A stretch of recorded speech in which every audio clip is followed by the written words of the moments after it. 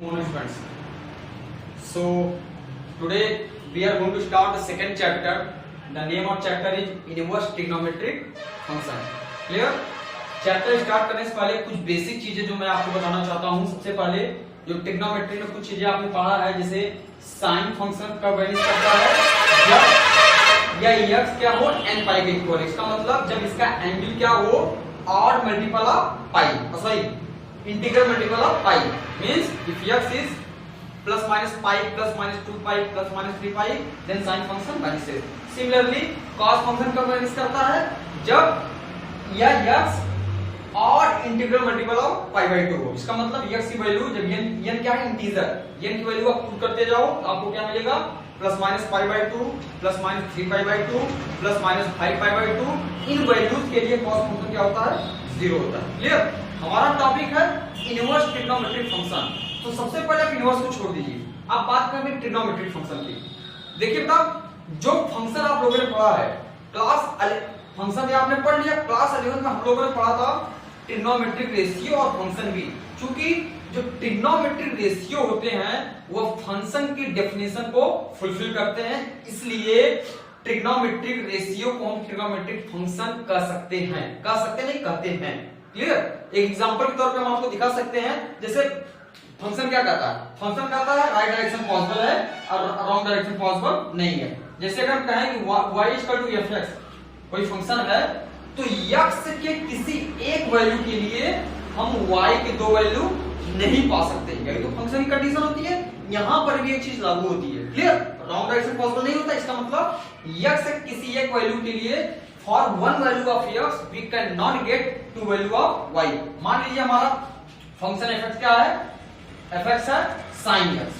अब बेटा अगर हम x की कुछ वैल्यू कोई एक वैल्यू पुट करो, मान लीजिए sin 45, तो sin 45 x वैल्यू में क्या किया 45 डिग्री. अब sin 45 की वैल्यू y क्या दिया, sin 45 केवल एक ही वैल्यू देगा, दैट इज 1/√2. हमें नहीं कर सकते कि sin 45 दो वैल्यू दे, दैट इज 1/√2 या कुछ और, ऐसा नहीं है. इसका मतलब एक वैल्यू केवल एक ही इमेज शो कर रहा है. तो सिमिलरली हम कह सकते हैं कि for every element in the domain we are getting the unique images. Clear? इसीलिए साइन फंक्शन की तरह सारे ट्रिग्नोमेट्रिक फंक्शन, सारे ट्रिग्नोमेट्रिक रेशियो फंक्शन का बिहेव करते हैं, इसीलिए इसको हम ट्रिग्नोमेट्रिक फंक्शन कहते हैं. क्लियर? ये तो बेसिक चीज है.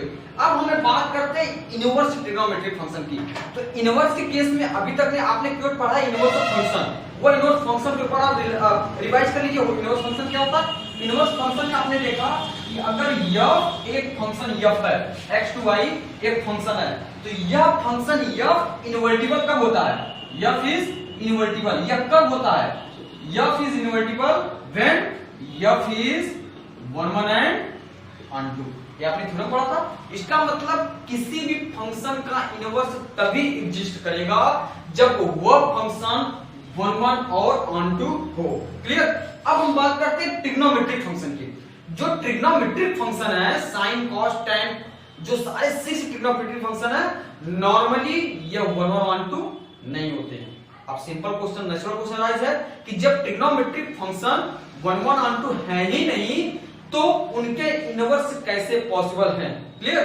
तो इस टॉपिक में अब हम जा रहे हैं सीखने कि पहले first of all we will try to make all the trigonometric function 1 1 and onto. हम सारे ट्रिग्नोमेट्रिक फंक्शन को 1 1 onto बनाएंगे, उसके बाद हम उनका इनवर्स फाइंड करेंगे. क्योंकि बेटा ये नेसेसरी और कंपलसरी कंडीशन कर लीजिए कि कोई फंक्शन का इनवर्स तभी पॉसिबल होगा जब फंक्शन क्या है 1 1 और onto है. और यहां पर हमने बताया कि ट्रिग्नोमेट्रिक फंक्शन 1 1 onto नहीं होते हैं. कैसे नहीं होते उसका भी आप एक एग्जांपल हम आपको दिखा सकते हैं.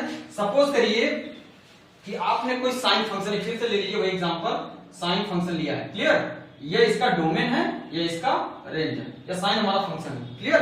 अगर हम x की कुछ वैल्यू यहां पर पुट करते हैं, सपोज करिए x की हमने दो वैल्यू पुट किया, ये x है ये y है, x डोमेन है y रेंज है. x की दो वैल्यू पुट किया पाई 2 पाई और पाई बाई 2. क्लियर?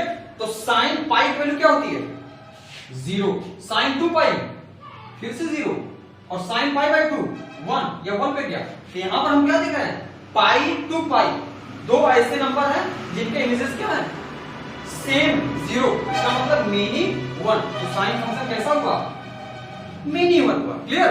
और साइन फंक्शन जो हम क्लास 11 में पढ़े हैं वो डिफाइन कहां से होता है, साइन फंक्शन रियल नंबर से -1 से 1। इसका मतलब इसका जो डोमेन होता है वो पूरा रियल नंबर है, और जो रेंज है -1 से 1 है। इसका मतलब इसमें जो रेंज सेट में जो नंबर लाई करेंगे वो -1 से लेके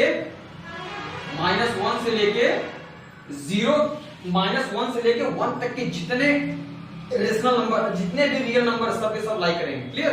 यहाँ पर बहुत आराम से देख सकते हैं कि जो साइन फंक्शन है वो क्या है, मेनी 1 है। ये तो हुआ ग्राफ से। हम आपको एक और मेथड से बताएंगे कि साइन फंक्शन 1 और ऑन टू 1 नहीं है। हालांकि यह ऑन टू है, क्योंकि -1 से लेके 1 तक के सारे नंबर के लिए हमें कम से कम एक प्री इमेजेस जरूर मिलेंगे। क्लियर। इसका अपन ग्राफ देखते हैं, बाई ग्राफ हम देखेंगे कि साइन फंक्शन क्या 1 है, मेनी 1 है, कि ऑन टू है, क्या है। ग्राफ से सब कुछ क्लियर हो जाएगा।